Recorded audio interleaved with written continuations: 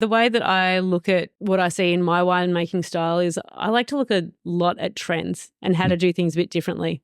But I think it's very easy for winemakers to get stuck in their mold of making wines that they like or wines that they think is like, this is how we've always done it. I feel here at Brown Brothers, we look at things with like essentially with two eyes. Like, you know, you've got your eye on tradition to think about Patricia, to think about my forefathers. But then on the other side, we've got to keep moving. We've got to keep doing things differently.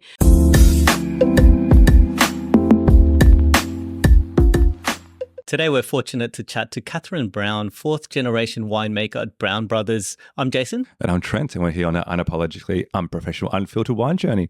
We're saying here, Jace. Our saying is drink more, try more, learn more, and don't forget to like, comment, and subscribe. Katherine, thank you so much for joining us. Thanks for coming to visit. It's a great day here. It's our first time to King Valley, first time to the Brown Brothers Milawa. So I have to say, I know we're talking about wine, but the food is fantastic. We just had some fantastic food out there. Scallops and peaches with prosecco, I think is a beautiful pairing. Yeah, and just the space is amazing as well, especially have kids.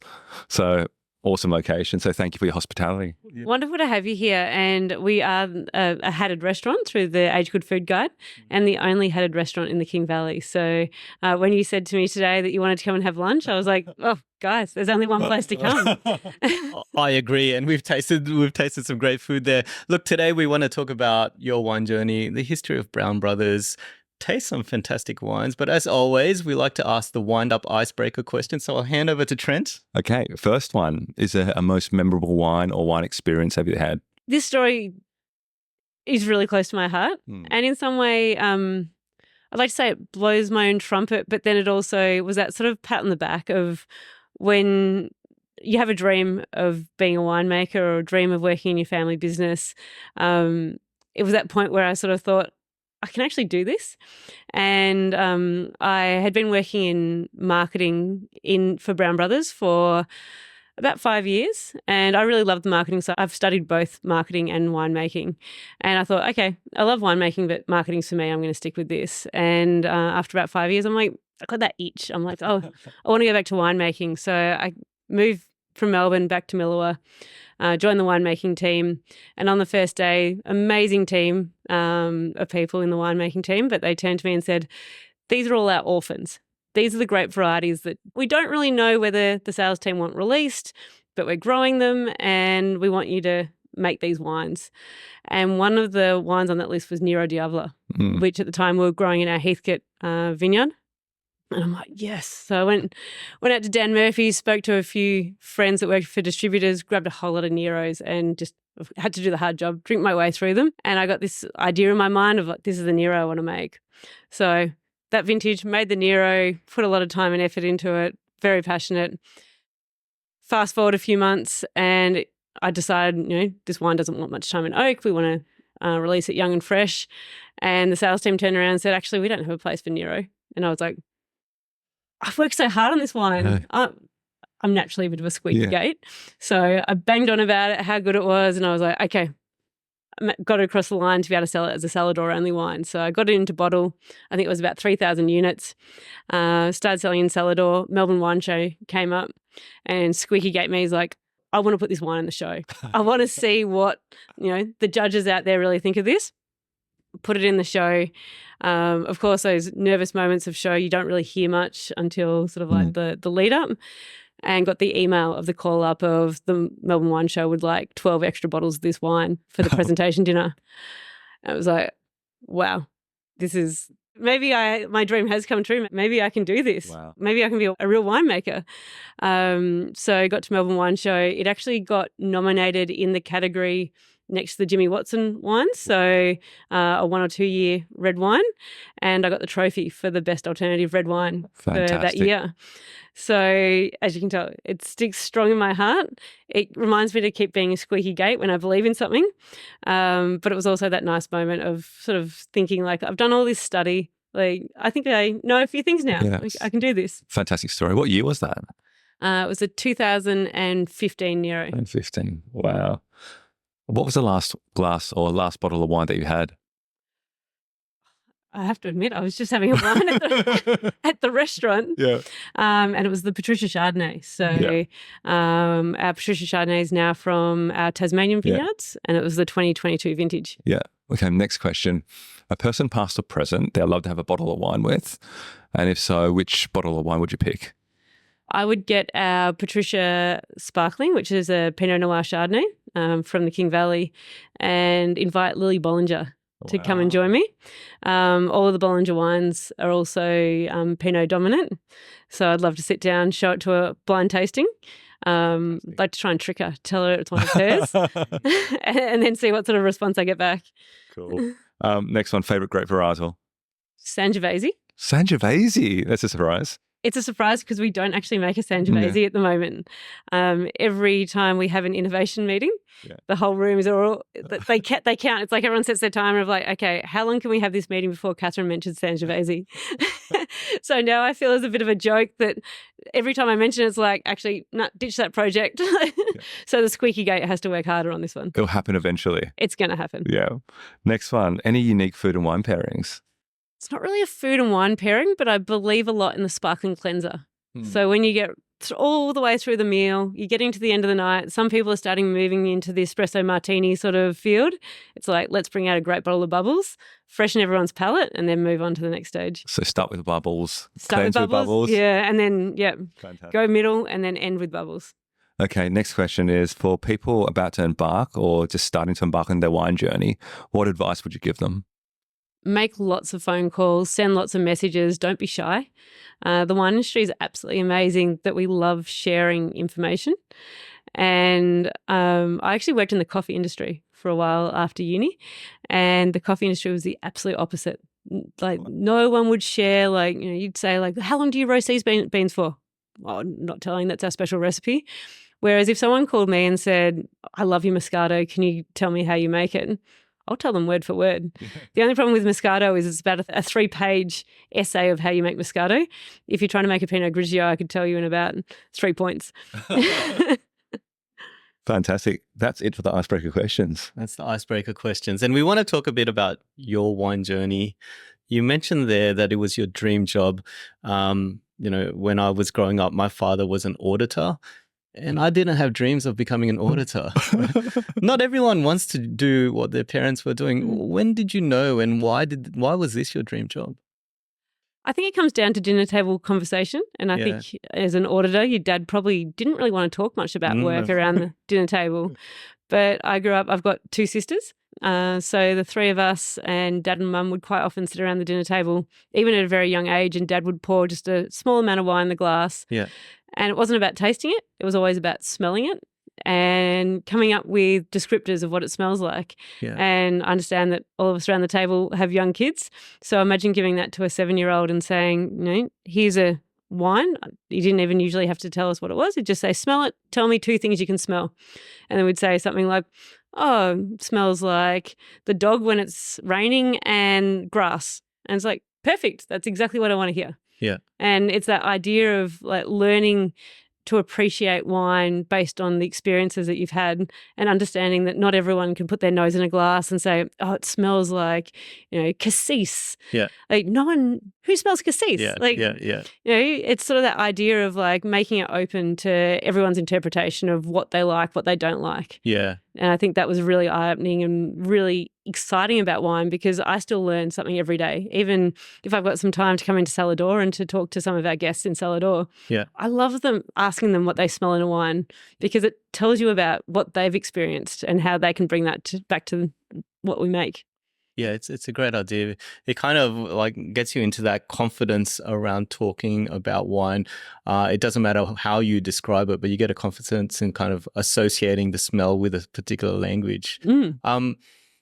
Through that, how did you bridge your gap around knowledge, picking up the wine industry and working out how do you make wine? What did you do to bridge that gap? So I feel sort of my journey went from sitting around a kitchen or dinner table with the family talking about wine. And then when I was 14, I was sent away to boarding school. So I went from an environment where, of course, boarding school, you're not around wine at all. I wasn't around the winery. I was in a city location. So I had the really big gap where I just really wasn't involved in it. And you hear all the data now about young people not being into wine. For someone that grew up in wine, I probably didn't go near wine for about 10 years over sort of like that teenage years and early 20s. But then it was sort of like, I sort of felt like that once I finished uni and I'd studied marketing at that point, it started to be like that thing to be able to go out and have a glass of wine with your friends. And it was like, hey, this is actually a really cool product, really interesting. And I naturally know a bit about it. And then started working in hospitality in Melbourne, working in pubs. I remember going for a job interview and I think I must have been about 23. And in this job interview, this guy was a bit cocky and started asking me a few things about wine. And I kept getting the questions right. And he's like, how do you know this? And I'm like, he's like, have you done your sommelier training? I'm like, no, I think I just learned it from osmosis, if you think about how we do out in viticulture. But yeah, it sort of just gets sucked into you. And then I realized that the passion had just got sucked into me as well. So I couldn't stay away really. I wanted to come back. Once I finished my marketing studies, I then decided to go back and study wine. So I did that by correspondence through Charles Sturt. And in the meantime, I like to call it a quarter life crisis. At 25, I got rid of sort of my job in Melbourne at that stage, got rid of a boyfriend that wasn't that great at that stage, and went over to France and spent 6 months over there working in Bordeaux and Champagne. And from that point onwards, I haven't been able to get my mind away from wine. Yeah, it absolutely makes sense. And sometimes those people that you meet, like the ex-boyfriends, help you go on a different tangent, which is fantastic. No, you mentioned your trips to Bordeaux, Champagne, also I believe Jura as well, was it? Yeah, I went back a few years later and worked in the Jura. The wonderful thing we have here at Brown Brothers is we have an experimental winery called the Kindergarten Winery. It gets the name with the idea of like you start with a small batch and it can grow into something big. And we have sort of an open door policy for international winemakers, especially young winemakers wanting to come and work vintage with us. And one of those winemakers who had worked with us back in the 1990s is Stefan Tissot. Yeah. And Stefan is now running his family wine business in the Jura. So I spoke to Mike Benny, and Mike Benny said, because I actually wanted to go to Burgundy, and Mike said, why would you go to Burgundy when you've got someone like Stefan Tissot just around the corner in Jura where you're going to learn so much more? Wrote this email to Stefan thinking I will never hear from him. He replied within 10 minutes and said, oh my goodness, I would love to have you here. And I just had the most amazing few weeks of my life and learnt so much about grape varieties that we essentially don't really get to touch here. Fantastic. We'll hold on to that thought. We're going to start tasting the Brown Brothers Patricia Chardonnay. So it's a 2022 vintage. And there's an interesting story behind this wine. Any tasting notes you wanted to share? So the story behind the Patricia label is that this wine is named after my grandmother. So I wanted to show this wine today to really talk about the tradition of our business. So we've been making wine here at the Millawa site in the King Valley for 135 years. And so I'm part of the fourth generation. My grandmother was in the second generation.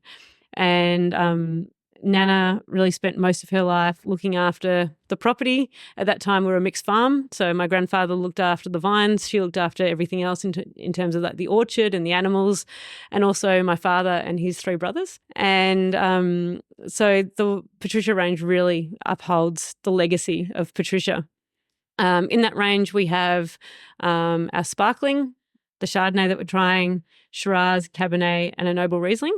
And they're only released when they are at the very top level. So we don't have the full range every year, and we're really proud not to have the full range because it shows that we stick with that really stringent ruling that Nana actually put in herself. So Nana was still alive when we released the Patricia range. Yep. And when my father and his brothers went to her and said, Mum, we want to put your name on our very best wines, she turned to them and was very serious and said, those wines better be bloody good. And so now as a winemaking team, we have to be so strict about it that we look at the parcels we've got, we look at the wine that we have available to us, that vintage, and if it's not bloody good, it just doesn't get put in bottle. It doesn't get that Patricia name on it. Yeah. And we've always got Nana's words ringing in our ears. So you've got a bloody good wine in front of you there. It's just picked up the trophy for the best white wine from Tasmania in the Hobart Wine Show. And the story behind it being from Tasmania is that after having all our vineyards in Victoria for nearly 125 years, after the terrible bushfires that we had in Victoria in 2009, we decided that we had to diversify our viticulture and purchased vineyards down in Tassie. And this is one of our parcels from Tasmania that we just thought was bloody good from this vintage. When did you purchase the parcel in Tasmania? So we have vineyards in the Tamar Valley. Yeah. So the brands we have down there are Devil's Corner, Tamar Ridge and Piri. Yeah. Okay, yeah. So they're all within our Brown family wine group stable. So we've got the Cayena Vineyard, which is out where Tamar Ridge, what you'd call the Tamar Ridge Winery. And then we have property down on the East Coast, which is where you'll find the Devil's Corner cellar door. Fantastic. I think been to both Tamar Ridge and Devil's Corner. They're pretty good places. Yes. The seafood down at Devil's Corner is fantastic. Definitely the lobster shack, I think it was, pairing with the Chardonnay. Yeah. Gorgeous. What do you think of that? I think Patricia, the matriarch of the organization, has really done a good job in kind of making sure you produce great wines, because that's a cracking wine. The smell of it's kind of got this toastiness around it, and then the acidity is quite refreshing on the palate, but it kind of lingers on, which is great. I think it's a good name when you have a name like Patricia being grandmother and the kind of values that surrounds that. It's like that kind of vision that you're always kind of striving for, that kind of, is it perfection or definitely high levels of excellence in terms of the wines. And what comes out to me is the fruit really sings, but the kind of acidity really supporting it. The length on it just carries on. Maybe it's the oak kind of elements kind of comes through. But the other thing that I notice is maybe, there's a bit of texture and grip to it, which I don't know why. With a white grape, generally you don't have that, but it does have a bit of a little grip on the palate. Might be sort of that some of that work, Lee's work in barrel as well. But yeah, we release these wines on Patricia's birthday each year in March. Wow. And we always make sure that they are, like, we'll happily hold them back as well. If we do see that, especially with the acidity that you get from Tasmanian fruit, sometimes the acidity just needs that little bit more time in bottle. Yeah. So we're very happy to hold it back as well if it just needs that extra year, but so happy with how this is looking at the moment. Fantastic. So you mentioned about your trips to Bordeaux, Jura, Champagne. Has that influenced your style of winemaking or the wines that Brown Brothers are now producing as well? You mentioned like your push towards Sangiovese style. Is there anything of those elements? What's coming through?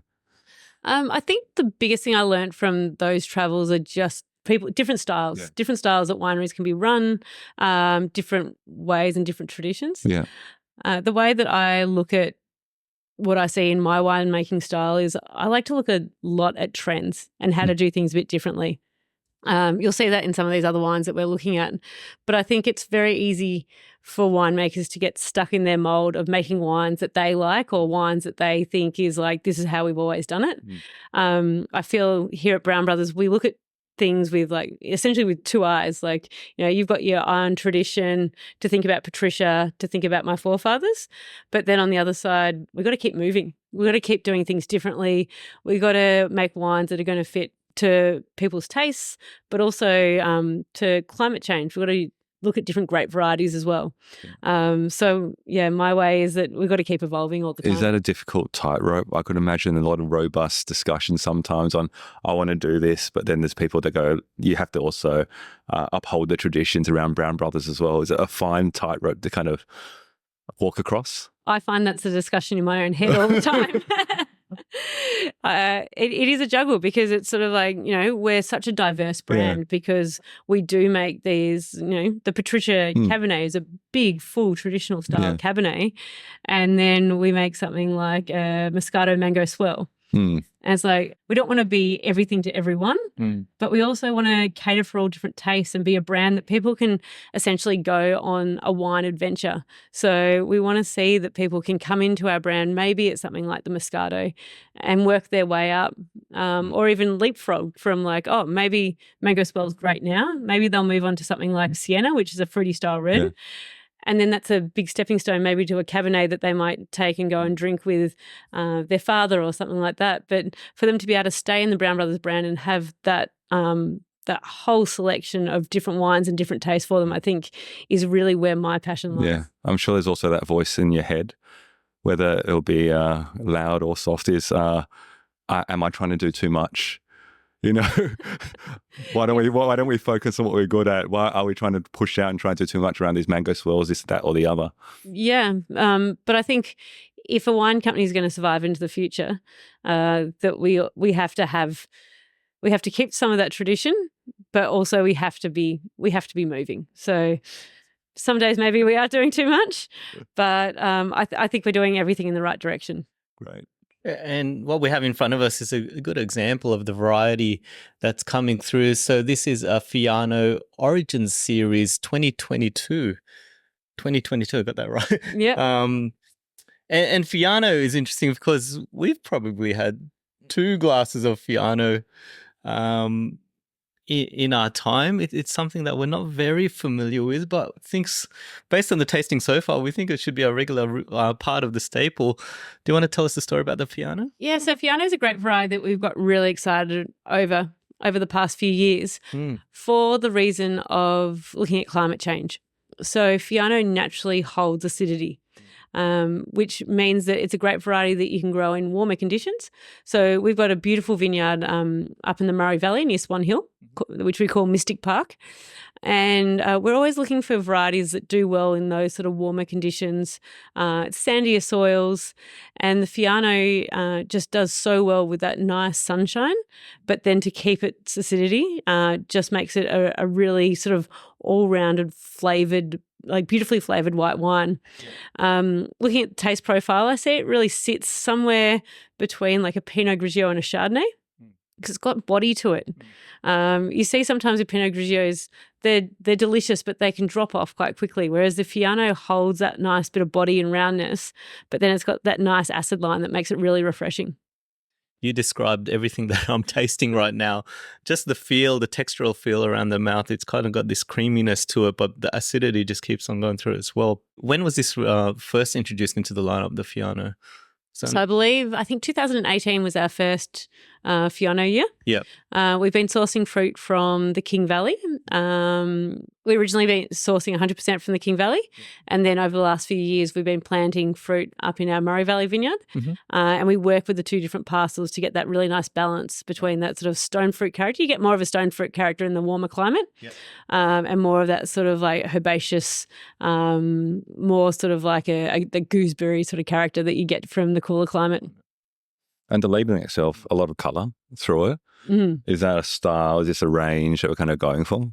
Yeah, so this is from our Origins range. So really looking for something bright, something we sell this mostly through our independent retailers. So it's something bright that will jump off the shelf that will help people navigate when they go in to store and see sort of these lovely colours and hopefully grab it off the shelf and get it on their table. The label's something fresh, and that's what I got from this one. It's even though the aroma is a bit subdued on the nose, but then on the palate, it's mouth-watering, acidity comes through, just makes you salivate, but very crisp, clean, slight hint of kind of greenness to it as well, but very linear in terms of how I like it. Again, great with oysters, seafood, sashimi, whatever. I think it's a very easy, enjoyable wine. Yeah, I find that nice bit of greenness, nearly like that squeeze of lime. And I think this is a perfect seafood wine that if you can have a bucket of prawns and, as you say, a few oysters or something, it's a perfect wine to really match across, even like standing up to some of those barbecued flavours. I think you guys had like a barbecued prawn dish at the restaurant today. It's really hard for white wines to sometimes stand up to that barbecue character, but I think this does a really good job of it. Completely agree. You mentioned Brown Brothers, it's always been a family affair, but now you have two sisters here as well. Is it Emma and Caroline, is it? Emma and Caroline and myself, and then our cousins are also involved. So my cousin Angela, Eliza and Nick, and also Cynthia and John. So it's a big family affair and we're moving into the fifth generation. Some of the fifth generation do some part-time work within the business. Yeah. It's an ever-expanding family affair. But the great thing is we all have one passion, which is a glass of wine. So you had the two siblings growing up. Obviously, they're going through smelling the wines as well, but you're the one that got the bug to become the winemaker. Is that right? That's right. For some reason, I always love science. Yeah. Science is, it makes sense. It makes things make sense. So, from a young age, we've got a vineyard around our house. We live 5 kilometres down the road. And so during harvest, I'd quite often go and pick some bunches and do the whole foot stomping thing, and Dad would grab some yeast from the winemakers here and we'd make our little ferments. And it just made my mind boggle that you could go through those processes and see these bubbles. Yeah. And so I just thought that was absolutely amazing. And when I was at secondary school, really loved science. But I went to school, as I mentioned, I got shipped off to boarding school and going to school in Melbourne when I told the careers counsellors in about year 10 that I wanted to be a winemaker. These careers counsellors that are at an all-girls boarding school in Melbourne didn't really seem to understand the idea of why I would want to go and study winemaking. So that's why I ended up studying business first. So I did business marketing first and then went back to winemaking as a mature age student. I felt your dad always knew then, probably. It's interesting, Dad being one of 4 brothers, the way that Dad has always said that the business managed to go through the generational shift in his generation was that each brother had their own area to look after. So it was actually my Uncle John who was a winemaker. Dad was sales and marketing. My Uncle Roger was viticulture and my Uncle Peter was operations. So it was very smart that Dad says that his parents never told them that they had to go a different direction, but they all chose their own field and never stepped on each other's toes. So I didn't really have the winemaker influence from my dad, but always just love being around the winery, and the smell of vintage just gets me excited. I think your dad has it all, I think generationally, there's a saying like keep in your own swim lane. Yeah. It feels like that kind of makes success happen. But we'll go into that. Yeah, I'm listening to that, and I do think it's got to do something with the family culture where there's something there where everyone wants to be part of the business and still keep part of the lane. It's not like you're trying to combat for the specific roles or anything like that. Is there anything culturally that you can think of through the family history as to why that's the case? You're all gelling as a family, performing your roles. I think it's all we have. We have a glass of wine and everything seems pretty good after that. That's so true. Wine fixes everything. It does.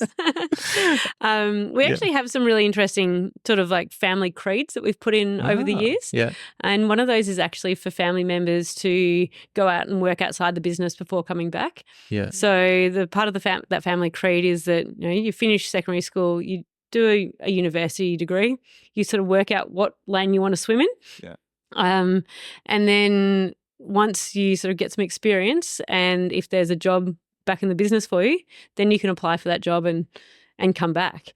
So I think that separation really helps, that it's not sort of that idea of just get school done and then we want you back in the business. It's that idea of go away and, in Dad's words, go and screw up someone else's business.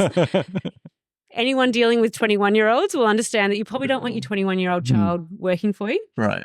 Go and have a boss. Go and feel what it's really like to be out there in the real world. Get your butt kicked a bit. Yeah. And then come back when you've got that experience and bring that experience back to the family business. And I think that has been a really smart move, because it's given my sisters and my cousins and I time to really go away and really work out whether this is what we want to do. Yeah. And it's been without pressure. I think parents can put a lot of pressure on children to come back to a family business. Yeah. Whereas we sort of felt like that we sort of had to fight for our right to come back. So, it got us back and we were hungry and ready to go. Almost like it feeds that drive rather than being pushed into the family business. It's like by choice, I want to come back to family business, and therefore it gives it a bit more enthusiasm and drive and motivation to do well in it. Yeah. And now we're on to the next wine, and I'm very excited because I've never tried this variety before. It's a 2023 Tarrango from Brown Brothers. Look at the color. And it's got a beautiful color, but as I open it, it's also got a beautiful bouquet. Let's try it. So Tarrango is one of my absolute passion projects. Similar to the story of Fiano, it's a grape variety that is fantastic with climate change. It grows really well in a warm climate. The biggest difference is Fiano is a grape variety that has come from Europe that we see can adapt to our climate. Yeah. Tarrango is actually one of two grape varieties that we can say are wholly Australian wines, or an Australian grape variety. So this was developed by the CSIRO back in the 70s. So it's not a new story. It's a cross between Sultana and Tarrega. So we all know what Sultana grapes look like. They're the white ones in the supermarket. And Tarrega is a grape variety that traditionally has been used for fortified. So you'll see Tarrega quite a lot in Portugal. Also deals with warm climates quite well. So this has been crossed between those two grapes. We know Sultana well, so we know that they're big grapes and they're quite fleshy. So the Tarrango has actually inherited that look. So they're really big bunches. Like these bunches can easily be 1.5 kilos just for one bunch. Right. And they're really big fleshy grapes. So that's why you're seeing a lighter colour, because you think of the skin to flesh ratio. Right. That naturally you don't get that much colour or anthocyanins out of the skins. And also we do a number of different ferment procedures with this. So we pick some by hand, so we get some whole bunch. So you get that really nice carbonic maceration process going on in that whole bunch. So you get that nice hint of cherry. And you also get sort of like some really nice cold soak. So we've got some open top fermenters, which I call bathtub fermenters, essentially 5-ton baths. And this can sit there and get cold soaked for a while, a bit like what you see with Pinot Noir quite often. And that also brings out those really nice juicy fruit characters as well. It's something to be proud of in Australia, to be able to have this kind of variety that we can say is unique to us. But the merge of Sultana and those kind Tarrega. of, and is it Tarrega that was merged? Yeah. I can actually feel the identity of both in here, but they blended together, which is what you'd want. It's very refreshing and fruity is what I'm getting out of it. Yeah, so it's made to be served cold. I sort of look at it as like that stepping stone, like when you sort of might have started on rosé during the day and you sort of don't know, you don't really want to go to a red yet. Yes. It sort of slots in the middle there. Yeah. But it's also the perfect barbecue wine to start with, especially like, you know, we're recording this during summer. We've got some really warm days coming up. So it's that red wine that you can put on the table. You've got all those beautiful tannins and sort of like that, the cherry characters dancing across your palate. So it actually goes really well with, you know, if you can Barbecue even do chicken is what I'm barbecue thinking. chicken. I'm thinking like even like, you know, some Woolworths sausages. Like it's perfect for that really like even simple barbecue all the way through to spicy food as well. Like it can really stand up to a bit of spice. Yeah, that stands out. That the tannins on it has this grippiness to it. You mentioned cherry bar, I get like pomegranate, but it has this kind of like it's not earthy bunchy, but it has this kind of earthy dustiness to it as well. Maybe that's the Tarrega coming through. It's a very interesting line, having not had it before, the varietal. And again, the label is different to the other range. The significance of this blue label is what's the reason? This is a bit of work that the marketing team have been looking at of how to develop cues to call out chill. I'm a red wine and chill me. Yeah. Which is very hard for consumers to understand because, of course, a lot of people out there just want to learn about wines. Yes. And when you get to sort of wine basics, you get told sparkling wine, white wine, go in the fridge. Yes. Red wine does not. Yeah. So then when you're trying to market a red wine that does go in the fridge, it's like, how do we break that cycle of, and I feel sorry for all the consumers out there because we're screwing with everything you've been told. Yeah. But how do we communicate like this, I'm red, but please put me in the fridge? Yep. Yeah. And we find that with the other variety that's uniquely Australian is our Sienna. Yep. And our Sienna is a red wine, but it's quite fruity as well. And that's made to be chilled. Yeah. So it's always sort of like this sort of like battle of like, how do we get people's mindsets into this new bubble of like, yeah, red wines can be cold. Yeah, absolutely. And through our wine journey, it's actually, it's the best way to kind of experience the wines itself, because some wines are bit. Yeah. You mentioned the other one, Sienna. I thought that was quite interesting as well. I think you said, I read cross between Cabernet Sauvignon and Sumol. Yeah. Which I got no idea what that is as well. I've never tasted a straight Swirl, but it's a Spanish variety. Yeah. I've been told that we all need to go to Spain Yeah. to go and try a straight Swirl. But yeah, it's got Cabernet parentage. So if you actually make Sienna as a dry wine, the tannins are just intense. And it was our head winemaker at the time, amazing. She's now an MW, Wendy Cameron, very smart person. And she had been making Moscato for years. And she said, well, why do we keep trying to make it dry? Let's make it like Moscato. And for anyone out there who wants to know how to make Moscato, we actually stopped the ferment halfway through. So we stop the ferment through lowering the temperature of the tank, and then it retains its natural fruit sugars and also has that lower alcohol because it hasn't fermented all the way through. So we did that to Sienna, and it removed all those big Cabernet tannins and just left it as this like big, it's essentially a fruit bomb. Like I just think it's like a glass of summer berries. Yeah. And just amazing what those sort of like different techniques that you can bring into winemaking can completely change where that variety was potentially, as Sienna was going to go on the back burner because it was like, no, too big of tannins. No one's ever going to drink this as a dry wine. This came through the kindergarten vineyard? Yeah, fantastic. It came through the kindergarten. Love it. The kindergarten portion of it, what else is coming up? And maybe this is an example of one, but is there any other innovations that are coming out from the kindergarten from Brown Brothers? We're seeing some really interesting trend changes across wine. You can look at any data and it tells you that the next generation of wine drinkers, so our 18 to 24-year-olds, aren't that interested in wine, which is very unfortunate for us. So we need to get them excited again. And we're seeing that through working with flavours, but also we're seeing like more spritz products and zero products. So one of our successes in zero has been the Prosecco Zero. And with the technology of zero now, we can actually work with our base wine. So you start off with the normal Prosecco that we all love. And essentially we are able to pull out those alcohol molecules, but actually keep the flavour. Yeah. And that's been a big step in zero wines because anyone that tried zero wines even 5 years ago, they were not fantastic. Yeah.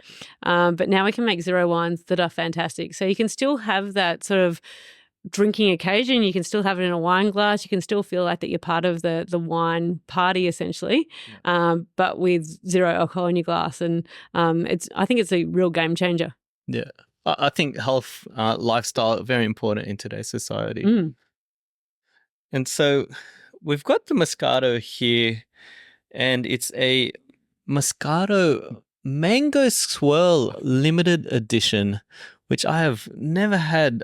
You've had mangoes before? I've had mangoes before, but I've had a lot of Brown Brothers Moscato. My wife is a huge fan of the Brown Brothers Moscato, and any social event that we go to, she has to bring a Moscato from Brown Brothers.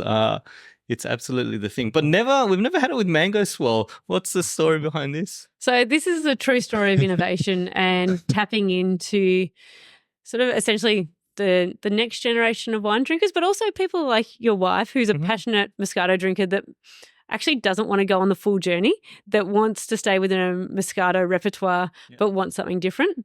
And we did some research and we found out that people that love Moscato also love high-quality ice cream. Yes. I was thinking like an icy pole. It smells just like that. A Weiss. Yes. Yeah, a Weiss mango bar. So from this research, when we realised that Moscato drinkers also love high-quality ice cream, we went to a high-quality ice cream maker and partnered with them for a summer.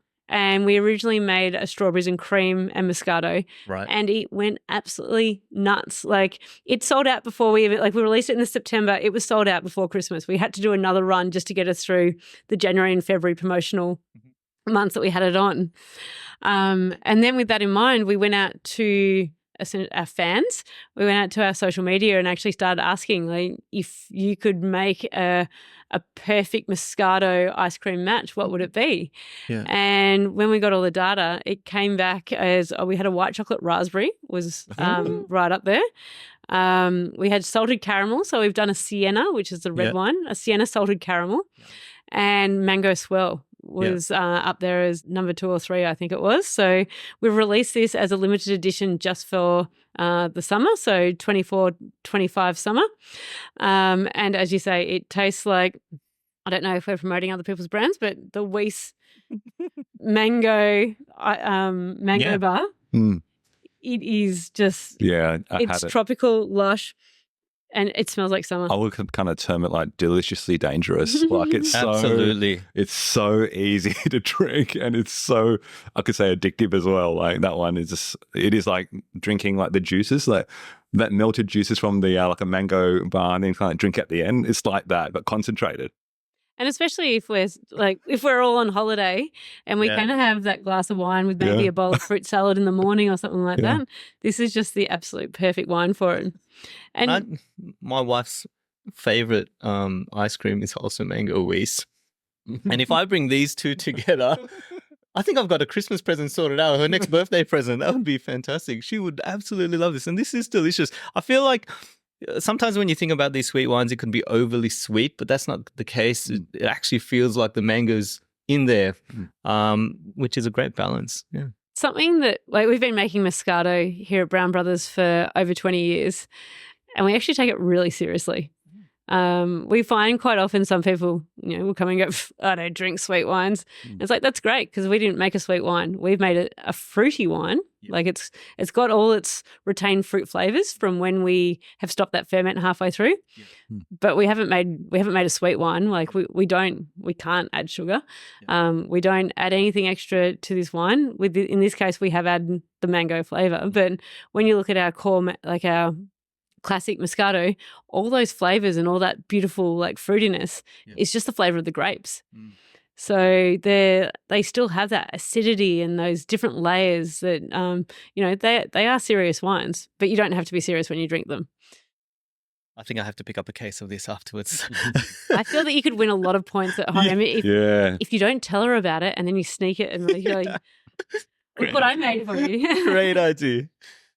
Now, we've finished the tastings here, but we do have a few more questions. I wanted to ask about the region. It's our first time here in King Valley, and I really want everyone to understand what makes the region special. Are you able to give a quick overview? What makes King Valley special? Yeah, I'm so excited that you guys have come to the King Valley and it's your first time. We all always see it as a bit of a best-kept secret. Yeah. But then as producers and tourism providers, we actually don't want it to be a secret anymore. We wanted to get people to come and visit us because we've got so much on offer. We've got this amazing heritage that Brown Brothers have been making wine here for 135 years. And then we've got these Italian families that after the Second World War moved up the valley. Yeah. And so we've had this amazing Italian influence. So we are the heart of Prosecco. The best Prosecco in Australia comes from King Valley. That comes from the Del Zotto's influence. Otto Del Zotto actually brought those Prosecco vines over from Italy. And we work very much on this sort of cooperation, we call it co-opetition idea in the King Valley, that we're 3 hours from Melbourne, so we need to give people a really good reason to come here. But when they get here, they realise that we have so many offers that they just need to stay for not just 1 night, 2 nights, 3 nights. We've got beautiful lakes up the top of the King Valley. We've got the beautiful King River. We've got the cheeses. We've got Miller Cheese Factory down the road. We've got mustards. We've got hatted restaurants. So there's so much here. So it's that whole idea of like, let's get people out of the city. Yeah. Time Out recently had King Valley as the top trending destination for 2025. Yeah. And then also Booking.com had King Valley as the top like looked up destination. Which is just amazing. So it shows that we're starting to get the message out there that we're a really interesting place to come and visit. Yeah. We've got so much on offer. So we just absolutely recommend people like yourselves jump in the car, bring the family. It's a very family-friendly valley as well. Come up here and experience for yourself. Yeah, and the cellar door experience, like we said at the start of this, absolutely fantastic. The secret's out, I think. Yeah. It's definitely the playground. Yeah, definitely.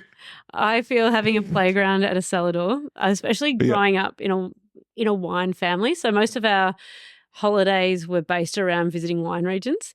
And I look back to sort of like cranky teenage years where it's like, I don't want to get out of this stupid cloudy bay place in New Zealand. But when I was a younger kid, if they had either animals, like if they have a wine dog there, or some cats to chase, or a playground. So we try and keep the dogs and cats at home, but the playground here is absolutely fantastic for families that want to come up, have some food, sit outside next to the playground, and then you can pop into cellar door for a tasting. It's important to create that kind of welcoming feeling, because there's always a winery that also has that pretentiousness kind of surrounding them as well. Whereas here, it's always just felt welcoming since the moment we stepped on to the premise. So yeah, we love it. And that's our feel. We're a family wine business. We've all got young families of our own. Like, let's open our arms. And I believe being a parent, you probably need a glass of wine. You do. At least one a night to get you through it. So, why not have places for the kids to be entertained and to enjoy our space? Yeah. Last question from me. I think being part of a family-run business can be challenging. Being fourth generation, you kind of think about what stamp you're going to leave. What's the legacy that you want to leave in your role here within Brown Brothers? We always joke in our family that whenever my sister and I are all married now, but whenever we brought boys home, potential suitors home, Dad would always sit them down and say, "Okay, mate, what's your 5-year plan?" And all our husbands like compare notes now of like, "So when did Ross ask you the 5-year plan?" When it comes to looking at the legacy of a family business and being fourth generation, and I try not to think about it too much until I do get questions like that, and then I sort of think like, oh, there's that weight on my shoulder. Yeah.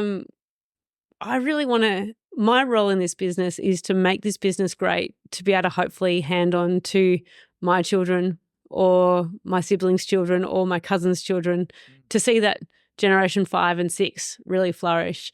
So if I get thrown a tough decision to make, or if we're looking at the next thing to innovate or the next direction to go in our winemaking, I always have that lens on of where is this going to put the business for we're not looking for the return at this financial year. It doesn't matter what the balance sheet looks for this year. How do things look in 30 years' time? What light does that put our brand in? Where does that set up for, hopefully, there will be generations further and further to come to be able to be so proud of everything that we've done back here as I reflect on my grandmother and my grandfather of being able to have Patricia on a label where do we sit in 30 years' time? So it makes my decisions really easy sometimes because it's just like, yeah, that's where we want to be. Yeah. But sometimes it can be really hard as well. So I recommend that if you are going to be in a family business, that you definitely need to have wine around you so you can make those really hard decisions, then have a glass of wine and then remind yourself of how amazing is this product that we make and how much it does actually bring people together. Yeah. And I think that's the key to family business is being able to sit around a table, and although we make hard decisions, we have to work together, all that sort of thing, but we can sit around and have a laugh. We can tell some stories, and that's the beauty of a wine business. Absolutely. And what you just said there, bringing people together, that's actually what I think about with Brown Brothers. I think Brown Brothers is that wine that everyone's going to love and enjoy, and it brings those memories that we're going to have and share those. As we wind up here, did you have any last messages for our listeners? Anything about Brown Brothers, future wines, anything about the region? I'd just like to finish off and just say thank you so much for coming up to visit. So great to have you in the King Valley. And how easy was it to just jump in the car and get up here? Easy. Super easy. So we'd love to welcome all the listeners up.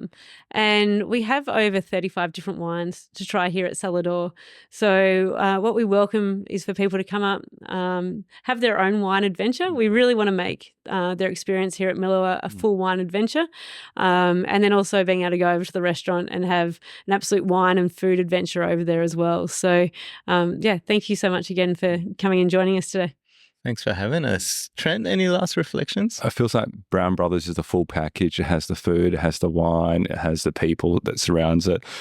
Brown Brothers has always been synonymous with the Australian wine industry, but it just feels like it's going through evolution now in terms of trying new things, innovating, experimenting as well. And then for yourself as well, it feels like that feeling of if you stay still, you get left behind. So you're always there trying to be on trend, trying things through kindergarten vineyards and making sure that you're setting ground for the future and for the next generation as well.